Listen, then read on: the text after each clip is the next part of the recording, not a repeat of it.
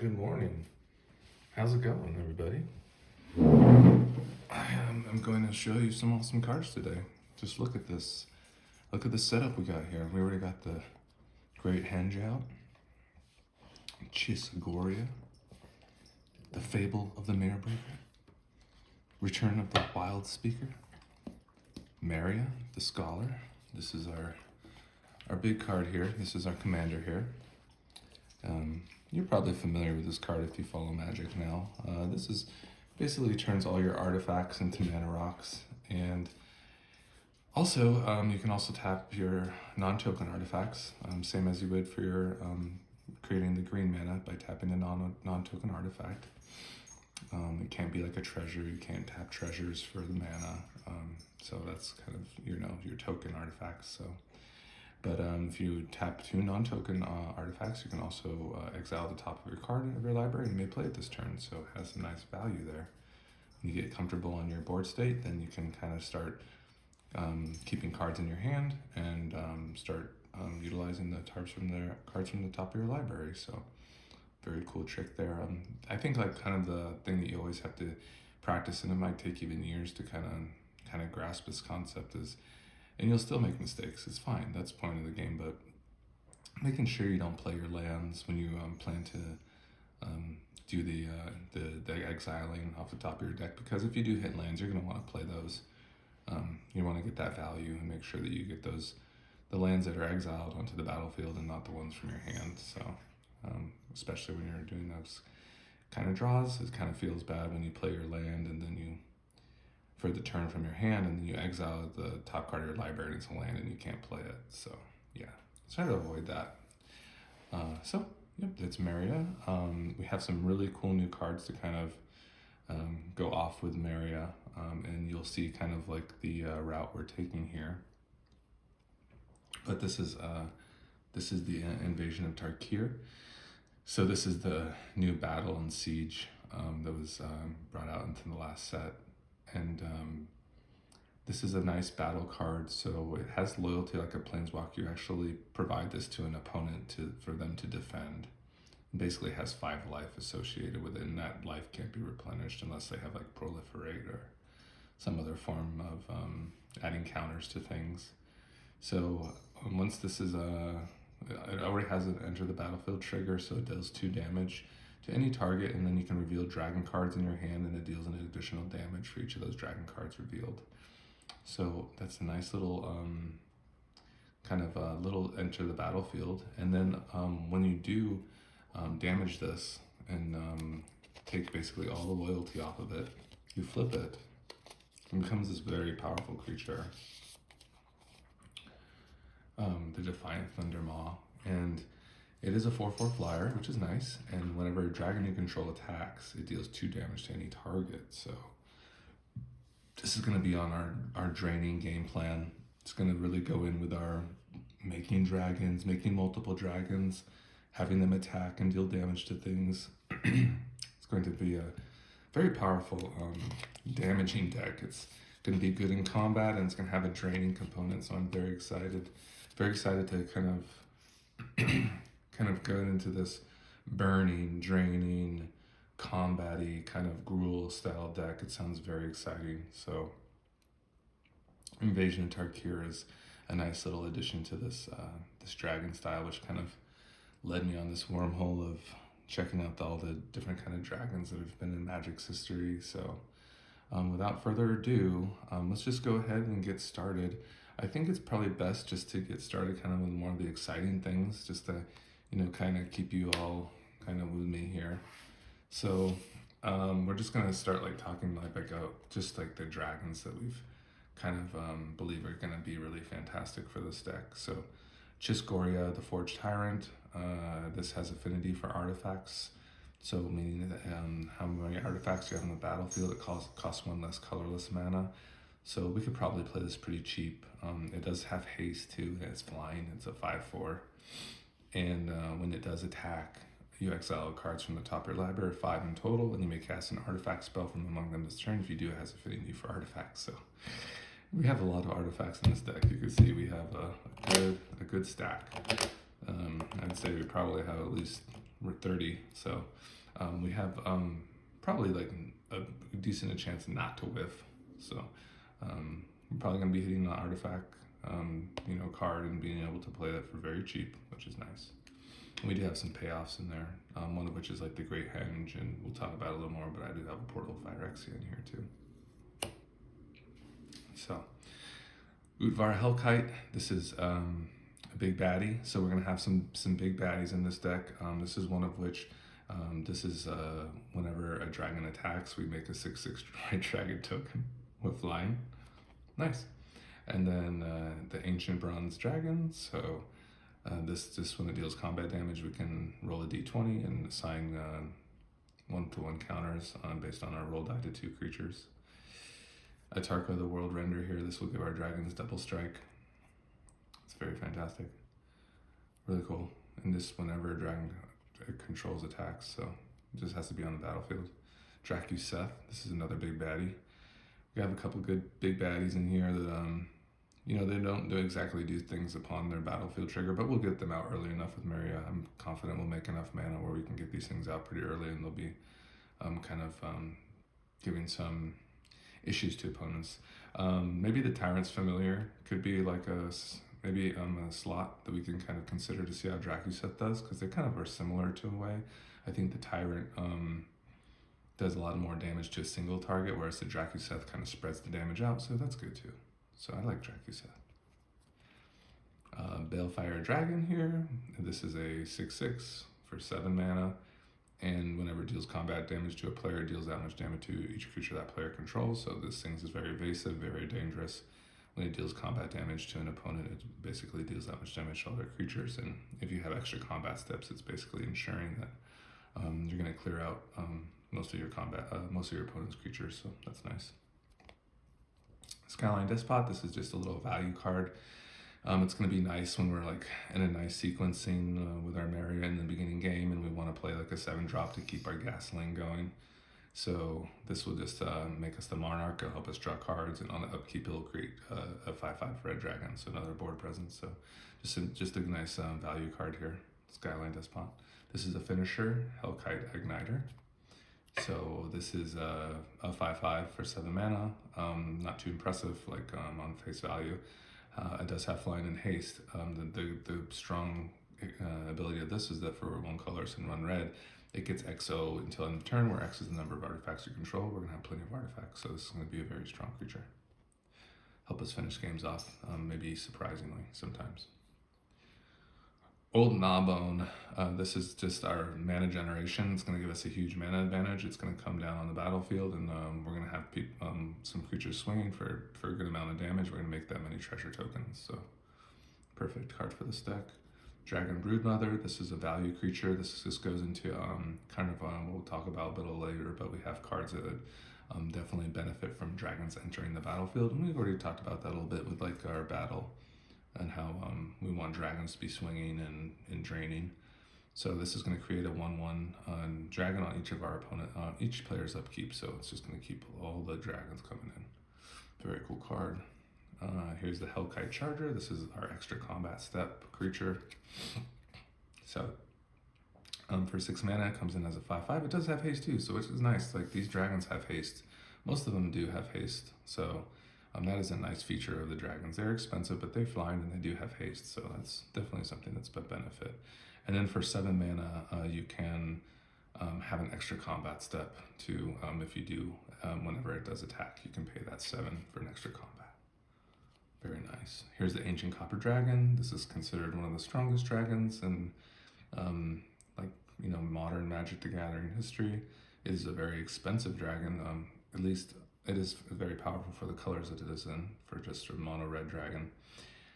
And it is very cheap. It's on the cheap side. So you get a 6/5 flyer, does not have haste. However, whenever this dragon does deal combat damage to an opponent, roll a d20 and you create a number of treasure tokens equal to the result. So on average, you'll create 10 treasure tokens, which is kind of wild once this thing connects. So very strong card. Steel Hellkite, this is a kind of an on-site kill for most opponents. So if they don't have the removal, then we're going to cause them lots of trouble. And we're basically looking for other opponents that are trying to create a board presence with enchantments, artifacts, creatures. This thing can swing in the air, and then we can pay X to destroy non-land permanents with mana value X, whose controller was dealt combat damage by Steel Hellkite this turn. It's fantastic. So it just has to connect, we pay X, and then we can basically destroy each of their non-land permanents with X or less, mana cost X or less. So we can, for instance, if they have Mariana's Wake or, you know, Greed, or, you know, some cards, you know, what is it, Blood Money, you know, those 5 mana enchantments, for instance. This thing swings in the air, and then you pay 5, and any of those type of things with any of those permanents that cost less than 5 are destroyed. So kind of a wild card, really. I love it. So Scourge of the Throne here, this is the conditions for this is for extra combats, and we just have to attack the opponent with the highest amount of life. When we do so, we also put a counter on here. So this is a more expensive dragon, but it's fantastic for our extra combat steps. Terror of the Peaks, another pricey card. I think it's upwards in a $40 range. I think the appeal to this is it's a good body. It's a 5/4. It does cost 5, so it's on the cheaper side too. And it has a lot of text, so whenever an opponent tries to target this creature, it costs an additional 3 life to do that. And then whenever we have another creature enter the battlefield under our control, Terror of the Peaks deals damage equal to that creature's power to any target. So we do have quite a lot of creatures that are strong, and they come into the battlefield. We do have ways of copying creatures in this deck as well. So there is ways to kind of abuse this ability, and it's just going to be great. Goldspan Dragon also definitely finds a spot here. There's no doubt about it. We are treasure minded here. We want to get value out of our treasures. This creates treasures, and it also lets us sacrifice our treasures for an additional mana, which is also awesome. Scourge of Valkis, this is going to just slot in with all our dragons and really have some nice synergy with the Dragon Broodmother, and just the fact that we're playing a lot of decent valued mana dragons. We don't just have, you know, big bombs. We also have some nice utility dragons in here, so we're definitely gonna be able to get some dragons on the battlefield. Even if we don't draw something like a Dragon Broodmother, we're definitely gonna be able to find ways to make copies of dragons. We're definitely keep that kind of dragon drain going. So whenever a dragon enters the battlefield under our control, the Scourge deals that much damage to any target, how many dragons we have on the battlefield at that time. So if there's 3 dragons on the battlefield, it does 3 damage to any target, and it kind of just can go from there. So, nice card. Here's the Phyrexian Dragon Engine. This is a dragon. It is a 3 mana colorless dragon, and it's in a Meria deck. So this is a perfect card for us. It really is. It's very nice to play colorless artifacts in this deck. We can make our non-token artifacts tap for green.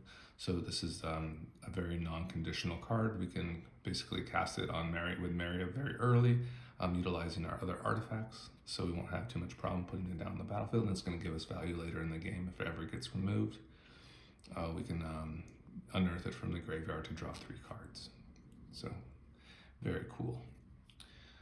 Gadrak the Crown Scourge. This is another value dragon that we have. I would say that this card is going to be able to come down pretty early and start attacking pretty early too. So it's a nice body. It's good for our Great Henge. You know, if we do ever draw that Great Henge, it's going to be able to kind of work with that pretty early. That's kind of the whole point of having these high-powered, you know, low-cost creature cards that don't exactly start working immediately and have to meet certain conditions. You want it to have some sort of synergy with some of your other cards. So Gadrak is going to work really well. If any creatures die during our combat phase that are non-tokens, we create treasure for each of those creatures that died, and it can't attack unless you control 4 or more artifacts, so we can meet that condition. Here's Magda, and this Magda is just going to be a very cool, fun card to kind of utilize. We definitely want to be making treasures with it and attacking with it if it's in our opener. Otherwise, we want it to have treasures later in the game and have it come down and be a nice top deck where we can sacrifice 5 treasures and decide what we need to do to end the game. Here's Ragavan. This is a very strong 1-drop. It's the what would you call the? I guess you would call the nemesis of modern formats, right? This card is very sees a lot of play in that kind of format.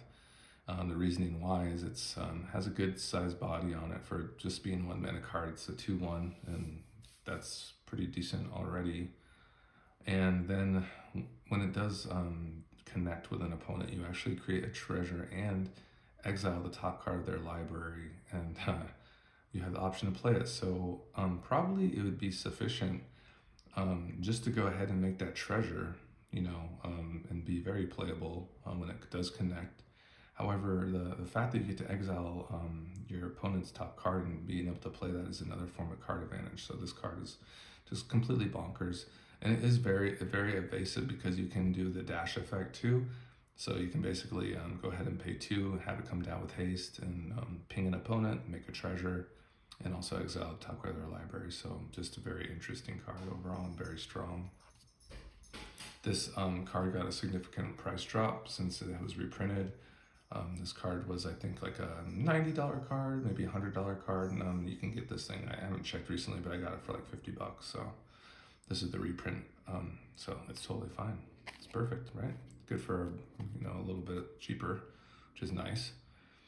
Hope of Girapur, I really enjoy this card. I think this is kind of our tech against our mid-range and control mages, and it's about sense. It's about knowing when to connect this with an opponent and sacrificing it so that they can't play non-creature spells. It's kind of being aware of what kind of mana they are playing, what's their game, what are the potential things that could happen, how can we delay them if they are a threat. This is the card that's kind of let us come down early, make mana with it with Meria, and then also connect with opponents who we think that are threatening our board state. Maybe we can suppose that they have some sort of board interaction like a Wrath of God or some other type of wrath effect. So this is kind of going to be our kind of glue here to kind of keep us in control, because that's where we want to be.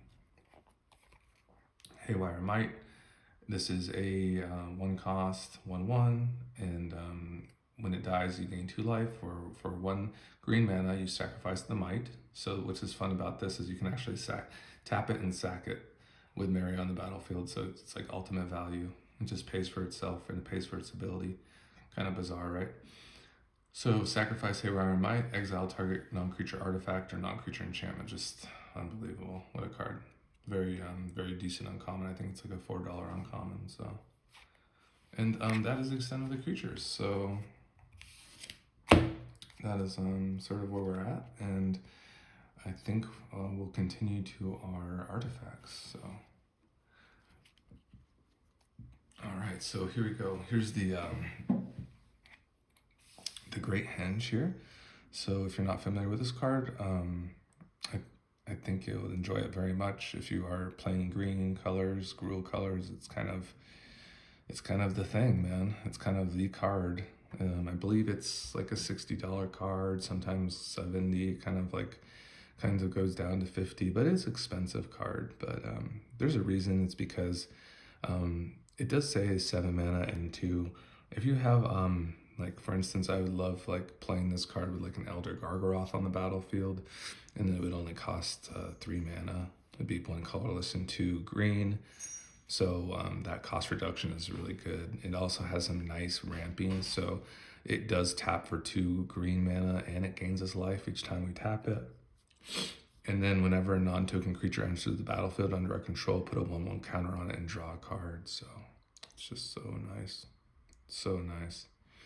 So you get that card advantage, you get a little buff on your creatures, and it's just what we want to do. We want to be having that Great Henge every game. We want to be playing it. Meria is a good enabler for this card too. There's ways we have to kind of buff her up and kind of get her strong enough too, so we can play this early also. Here's a Portal of Phyrexia.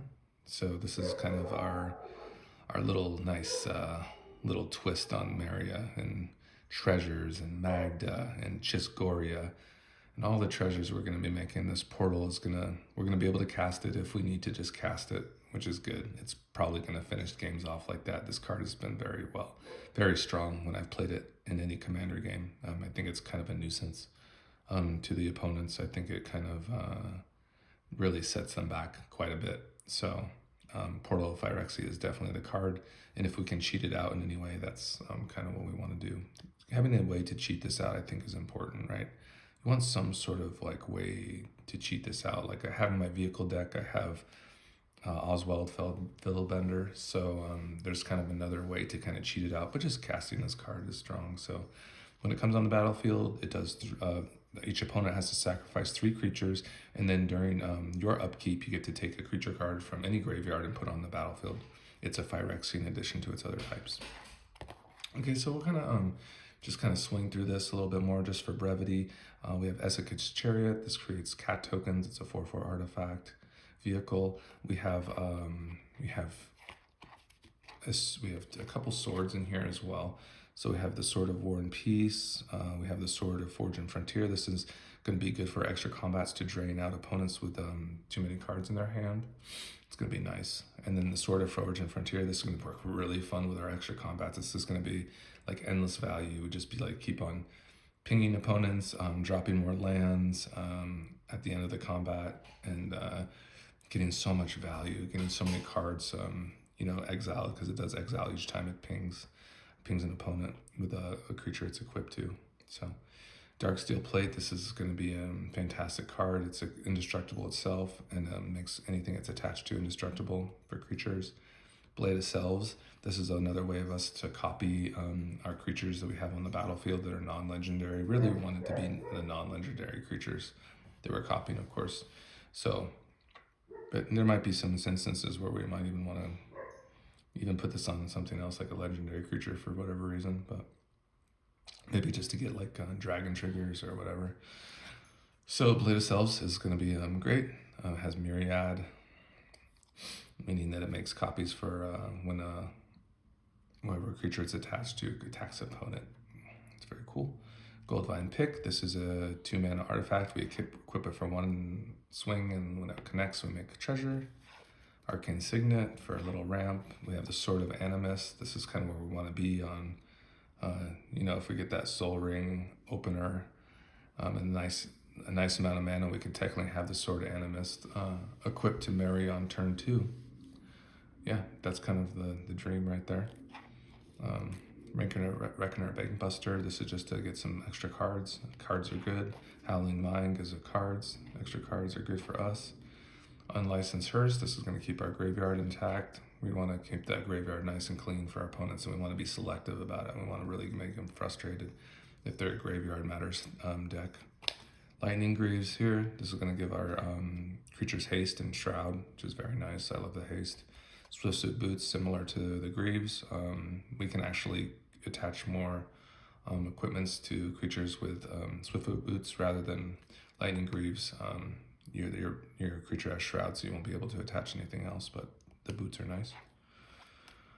Now we have Dousing Dagger. This is similar to our Sword of Animus. It's kind of more of a one-shot, and when we connect, we do make a Lotus Land, which is a land that produces 3 colors of any kind. Commander's Plate. This is a 1-mana artifact. This is great for Meria. The plate pays for itself. We're going to be equipping this to our commander and making people really scared. Okay, Shadow Spear. This is a nice value artifact. It's low cost, and it does have that trample and lifelink, and it also has an effect where our opponent's creatures lose hexproof and indestructible until the end of turn, which is very interesting, actually. Prying Blade. This is a 1-mana artifact. It's going to slot nicely in. We're going to play it on 1. We're going to equip it for 2. And when our creatures connect, we're going to make treasure.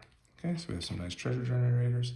Chromatic Star, this is some nice mana fixing. It can also draw cards, so it's just a very nice, it's kind of like a bauble, I would say. The one is kind of negligible. These cards kind of pay for themselves in a way. And it's just kind of good fixing. It's probably not as good as like the baubles, but I think that they're pretty good. I like that you get a card too when you do sacrifice it. That's nice. Bomat Courier, this card is done so well when it comes down in the opening hand. You just deal damage to opponents and exile cards from the top of your library. Then you can sack it later on when you deem it necessary to draw those cards that it has exiled. So it just draws a lot of cards. It's kind of reminds me like Mystic Remora, I guess, for these kind of decks. So this is like your Mystic Remora here for Gruul.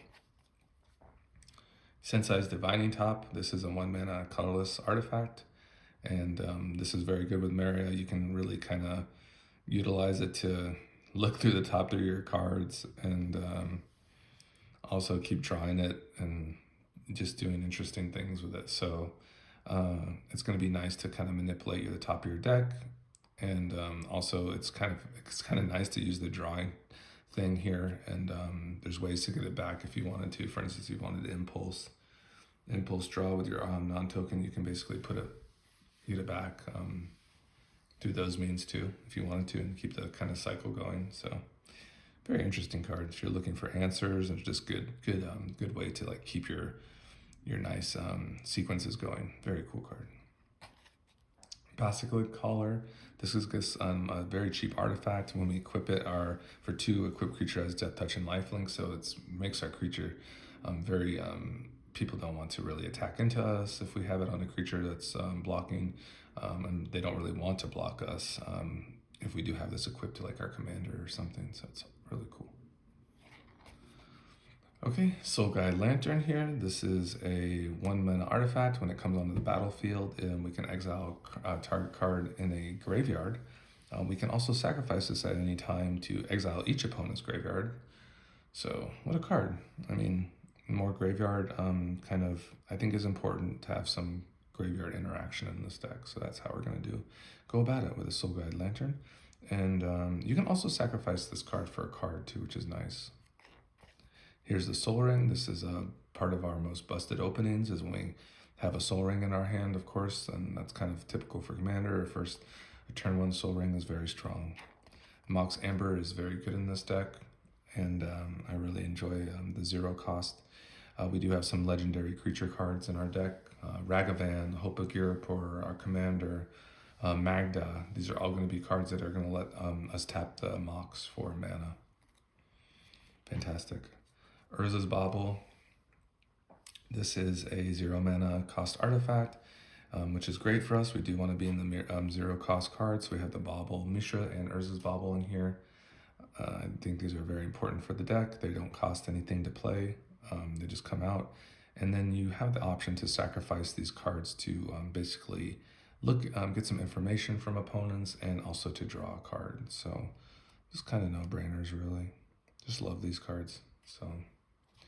So that's our artifacts, and let's just get into the enchantments. We'll get into the instants and sorceries, and then we'll just briefly go through the lands, and that will be like a full deck tech for Meria. And I hope you enjoyed it, but this has been a blast, and then I just keep on getting new cards that are good, to put in here. So it's been really fun. So we have the Fable of Mirror Breaker, Tribute to the World Tree. This is like a mini Great Henge. Sylvan Library. This draws a ton of cards. We're just going to draw them because we just want all the cards, right? We do.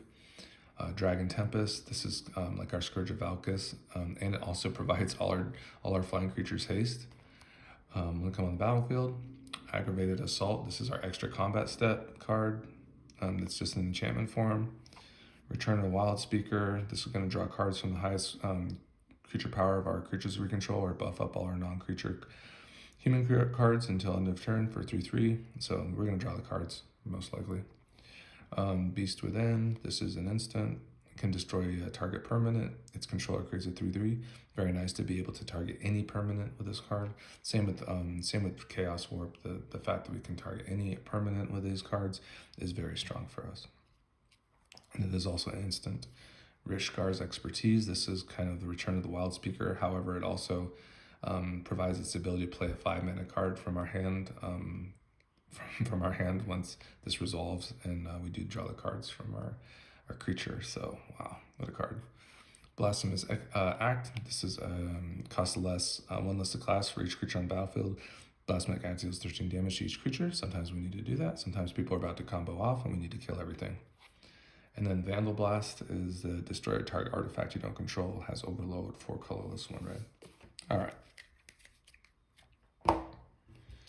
Here we go for our lands here. So we're going to play Urza Saga.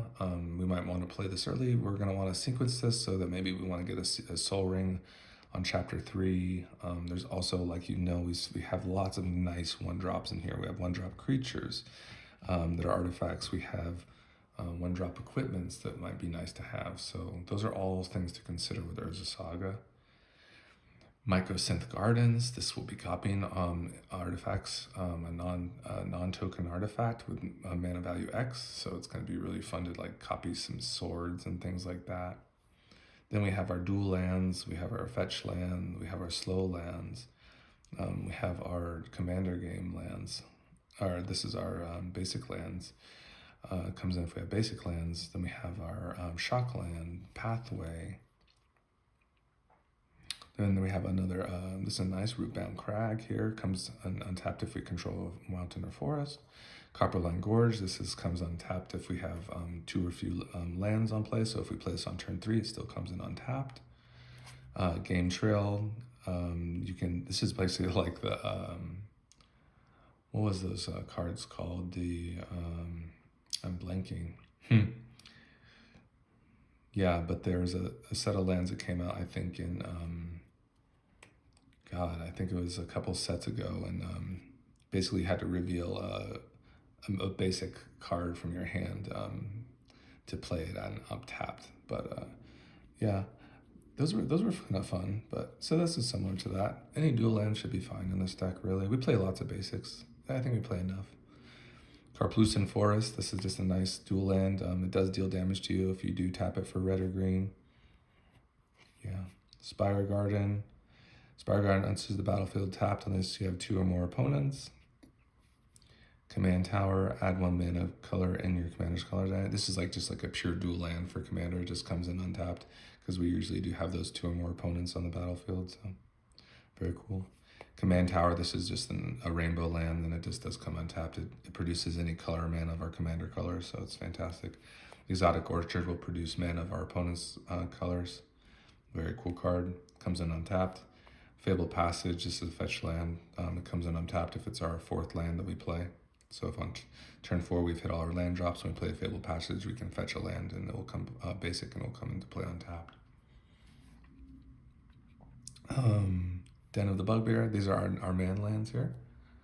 So we have the Den and the Lair. Both are going to be fantastic if we need to utilize those, in the mid game, late game.